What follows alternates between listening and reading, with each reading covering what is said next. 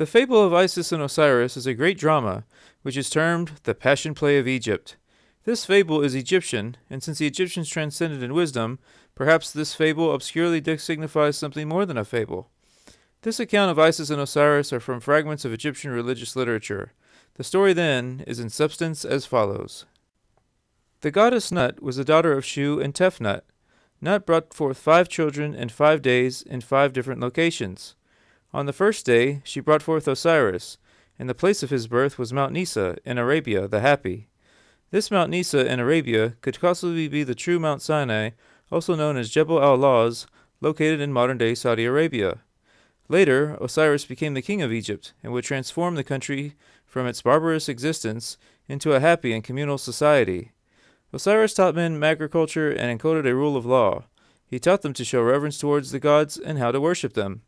After bringing knowledge and enlightenment to Egypt, Osiris traveled throughout the rest of the world. He converted people to his disciplines, not by force, but by the persuasion of reason. Osiris was also accompanied on his journey by a procession of nymphs and other supernatural entities who filled the air with music and song. In the meantime, Typhon, or Set, the brother of Osiris, had ambition to usurp the throne, but the vigilant Isis, the wife of Osiris, was too watchful. Typhon, however, persuaded 72 other persons to join him in his conspiracy, and perfected a plot against Osiris. Typhon fashioned a chest to the exact measurements of the body of Osiris. He then brought the chest into a banquet hall, where all the princes of Egypt were feasting, in celebration of the return of their king. Typhon presented the chest, and promised that the elaborately ornamented box would go to the one whose body upon trial most neatly fitted it. Now each of the princes in turn lay down in the box, but each was either too short or too tall, until last of all Osiris himself lay down in it. Immediately the 72 conspirators rushed to the box, clamped the lid on it and fastened it with nails, and pulled molten lead over all the cracks and crevices. After this they carried the chest to the banks of the Nile and cast it into the river, where it meets the sea. Once Isis hears of what happened to her husband, she mourns for Osiris by cutting off a lock of her hair and putting on the mourning apparel of widowhood. The place in which she did this was later named Koptos, the city of mourning. The chest of Osiris was carried by the sea to the coast of Byblos in Phoenicia, which is modern-day Lebanon. The chest became lodged in a bush of tamarisk, which miraculously grew up around the sacred receptacle and concealed it within its trunk. The king of Byblos, amazed at this miracle, ordered the tree to be cut down, and from the trunk containing the box of Osiris, he made a pillar to support the roof of his palace. By magic, Isis discovers this and travels to Byblos, where she attached herself to the queen as a nurse to her children. At night, when all the palace was asleep, Isis transformed herself into a swallow and fluttered around the column. In due time, Isis revealed her divine nature and asked that the pillar be cut down. Taking the chest, Isis departed with it to a deserted place, where she performed certain magical rites by which the body of Osiris was temporarily animated, giving Isis enough time to sleep with her husband and impregnating her with a son, who would be named Horus, the child that was conceived from the dead. Isis then left the body of Osiris in order to give birth to Horus without the knowledge of Typhon, who would have destroyed the child. Isis hid the chest in a remote place, but one night Typhon, while hunting by the light of the moon, chanced upon it.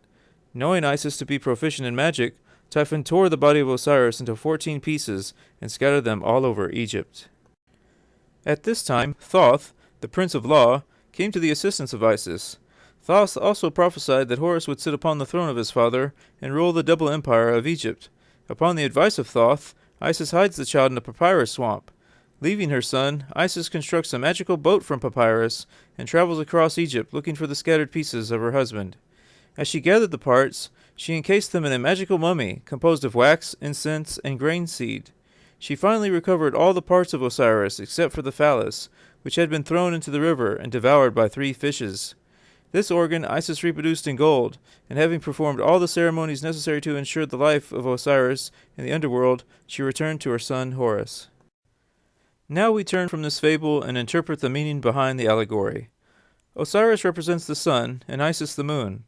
Osiris is the doctrine of the mysteries, and Isis is the church. The 14 parts of Osiris are scattered through the 7 divine and 7 infernal spheres. Some of these scattered parts of esoteric wisdom are found among the Sufis of Islam, who explored the depths of nature. In Judaism, the rabbis intricately unraveled the skein of the Kabbalah.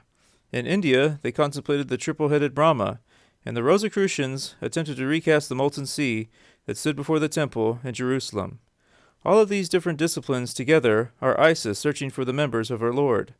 Isis, by modeling and reproducing the missing member of Osiris, gives the body of the god the appearance of completeness, but the life power is not there. However, the golden phallus is rendered alive by the secret rituals found in the lost book of Thoth. Thus, the divine power of Osiris is restored through the process of initiation. This is the leap of faith.